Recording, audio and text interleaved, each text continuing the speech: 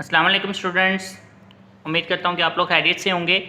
आज हम लोग चैप्टर 15 का लास्ट टॉपिक पढ़ रहे हैं, वाटर बॉर्न इन्फेक्शियस डिजीजेस। ठीक है, इसकी डेफिनेशन, इसकी मार्किंग और साथ साथ ये जो है ये सिर्फ एक्सप्लेनेशन है, इसलिए मैं इसको बुक के ऊपर ही एक्सप्लेन कर रहा हूँ। तो इसमें कोई मसला आएगा तो आप मुझे ऑनलाइन क्लासेस में भी डिस्कस कर लीजिएगा मेरे से, और इसके अलावा गूगल क्लासरूम में भी कमेंट में पूछ लीजिएगा।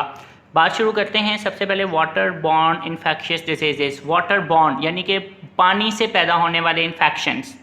अब डेफिनेशन में वो आपसे कहता है, ये डेफिनेशन है जो मैं रीड कर रहा हूँ, the diseases that spread because of drinking polluted water on eating food prepared with polluted water are called water borne infectious diseases.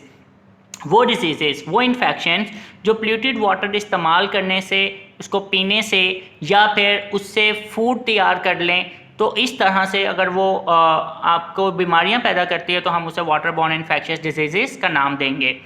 अब इसके आगे हमारे पास जो है ना वो कॉजेज़ हैं। ठीक है, यहाँ पर आप हेडिंग देंगे कॉजेज़। तो water pollution may be due to toxins and microorganisms. Toxins are arsenic, mercury, lead, many organic chemicals. Toxins कहते हैं जहरीले मादों को।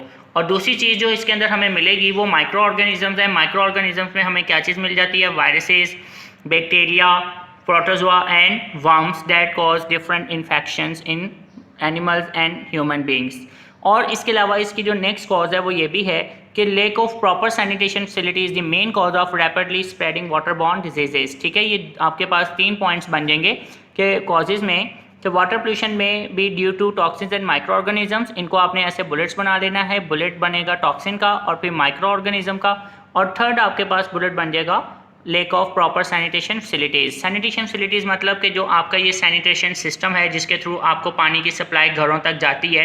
आप लोगों ने शायद ऑब्जर्व किया हो कि जहाँ पर सेवेज की पाइप्स क्रॉस कर रहे होते हैं, वहीं पर आपके पीने वाले पानी जो हैं उनके भी पाइप्स जो हैं वो साथ साथ मूव कर रहे होते हैं। इसलिए अगर इनमें से कोई भी पाइप जो है वो डैमेज होता है तो इनका पानी आपस में मिक्स हो जाता है। इसलिए उसने वहाँ पर लिखा हुआ है lake of proper sanitation facilities is the main cause of rapidly spreading waterborne diseases. अब हमारे पास कुछ एग्जांपल्स हैं और वो एग्जांपल्स हम लोग यहाँ पे पढ़ने जा रहे हैं। सबसे पहले है डायरियल डिजीज़। डायरियल ये लार्ज इंटेस्टाइन में होने वाला इन्फेक्शन होता है जिसमें डिहाइड्रेशन बहुत ज़्यादा हो जाती है और आपका जो लार्ज इंटेस्टाइन है वो वाटर एब्जॉर्ब नहीं करता। Intestinal disease such as cholera that may cause dangerous dehydration. इसमें बहुत ज़्यादा पानी की कमी हो जाती है। डिहाइड्रेशन यानी पानी की कमी। Diarrhoea may be cause by viruses, bacteria और पैरासाइट्स। और इसकी वजह क्या होते हैं बेटा? वायरसेस, बैक्टीरिया और पैरासाइट्स। अब हमने इसी के डिफरेंट सिचुएशंस को पढ़ना है, जैसे कि फॉर एग्जांपल डायसेंट्री है। अब डायसेंट्री आपके पास कह लें कि डायरिया का स्वेयर फॉर्म आप कह सकते हैं। Dysentery is an intestinal disease which is typically cause by certain bacteria और पैरासाइट्स। अब डायसेंट्री जो है वो पैरासाइट्स और बैक्टीरिया से होने वाला इन्फेक्शन है। It is characterise by severe diarrhoea. और जब डायरिया स्वेयर हो जाए, ज़रा खतरनाक हो जाए, तो that may be accompanied by blood and mucus, और इसमें ब्लडिंग ब्लड और म्यूकस भी शामिल होना शुरू हो जाए लार्ज इंटेस्टाइन में, तो बेटा इसे हम बोलेंगे डायसेंट्री। इसके बाद कॉलरा। कॉलरा जो है वो डायसेंट्री की भी स्वेयर सिचुएशन होती है। Cholera is an acute infection cause by bacteria vibrios cholerae. Vibrios cholerae जो है ना ये खास किस्म का बैक्टीरिया होता है जिसकी जो शेप है ना बेटा ये कॉमा लाइक होती है, लाइक दिस। ठीक है जी, इसकी कॉमा लाइक इस तरह से शेप होती है। Which may be found in water contaminated by human faeces. Cholera cause severe diarrhoea and can be fatal. ठीक है, ये फैटल का मतलब है डेडली। ठीक है, ये बहुत स्वेयर डायरिया प्रोड्यूस करेगा और ये डेडली भी हो सकता है, यानी कि इससे इंसान की डेथ भी हो सकती है। इसके बाद है क्रिप्टोस्पोरिडियम। वर्ड है क्रिप्टोस्पोरिडियम। ठीक है बेटा, प्रोनाउंसिएशन आपने देख लेनी है। वाटरबॉर्न माइक्रो ऑर्गेनिजम्स प्रोटोजोआ, ये प्रोटोजोआ की वजह से प्रोड्यूस होता है। That cause gastro intestinal illness, जो स्टमक और इंटेस्टाइन से रिलेटेड प्रॉब्लम क्रिएट करेगा, इंक्लूडिंग डायरिया एंड वॉमिटिंग, जिसमें डायरिया और वॉमिटिंग भी आती हैं।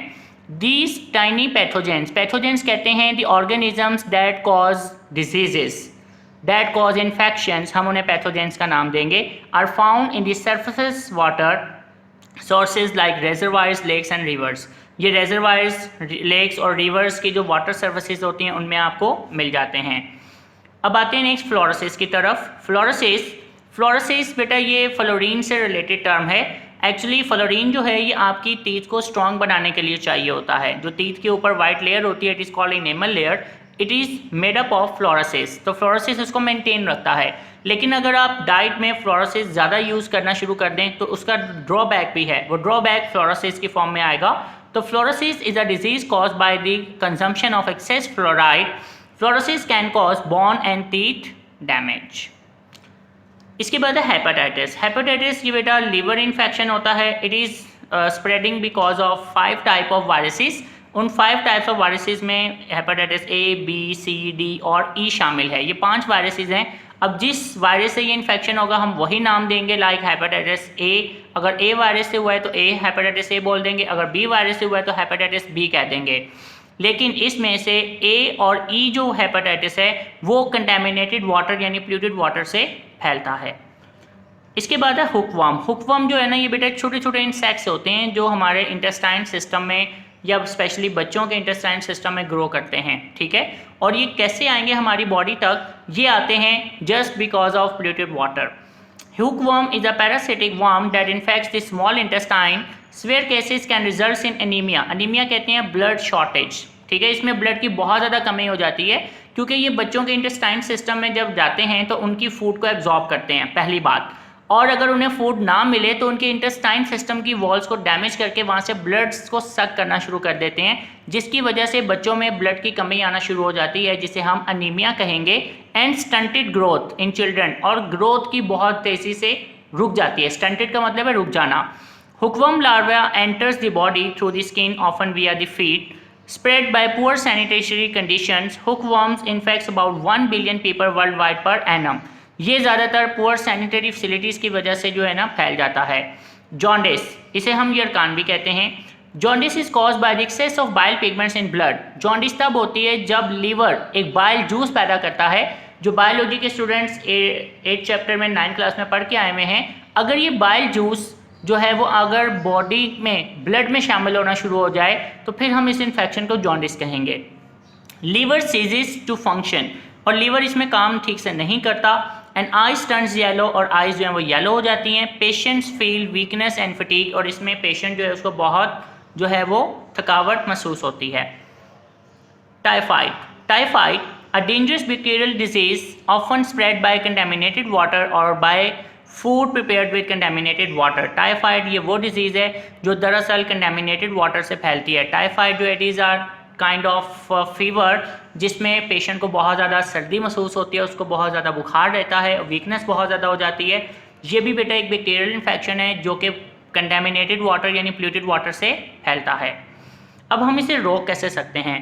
Prevention of water borne infectious diseases. Number 1, provision of safe water, कि भाई पानी जो आप पी रहे हैं it must be properly treated and purified, कि वो पानी प्योर होना चाहिए, वो पानी साफ़ होना चाहिए जो आप पानी इस्तेमाल कर रहे हैं। नंबर 2, आपके पास डिस्पोजल ऑफ सेवेज, ठीक है, कि जो आपके जो सेवेज है इसको प्रॉपर वे में जो है ना बेटा वेस्ट करना चाहिए। There must be adequate sanitary disposal of sewage. Any type of waste not be thrown और discharge directly in water supplies और रिजर्वायर्स, कि आपका किसी तरह से जो सेवेज है वो आपके इन पीने वाले पानी में या जो पानी के ज़खायर हैं इनमें मिक्स ना हो पाए।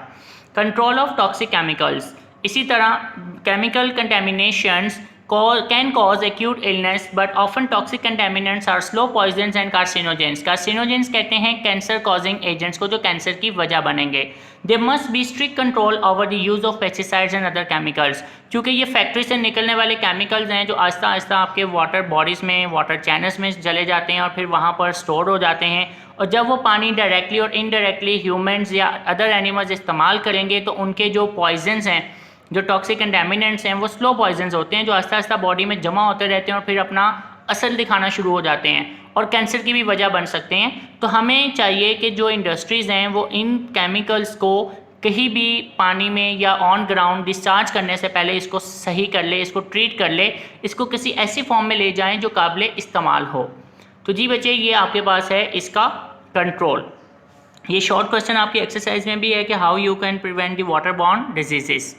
अब आपने इसको अच्छे से याद करना है। इसमें किसी किस्म का कोई मसला होगा तो मुझे ऑनलाइन क्लासेस में भी पूछ लीजिएगा या गूगल क्लासरूम में कमेंट में मुझे पूछ लीजिएगा। तो मुझे इजाज़त दें। अल्लाह हाफ़िज़।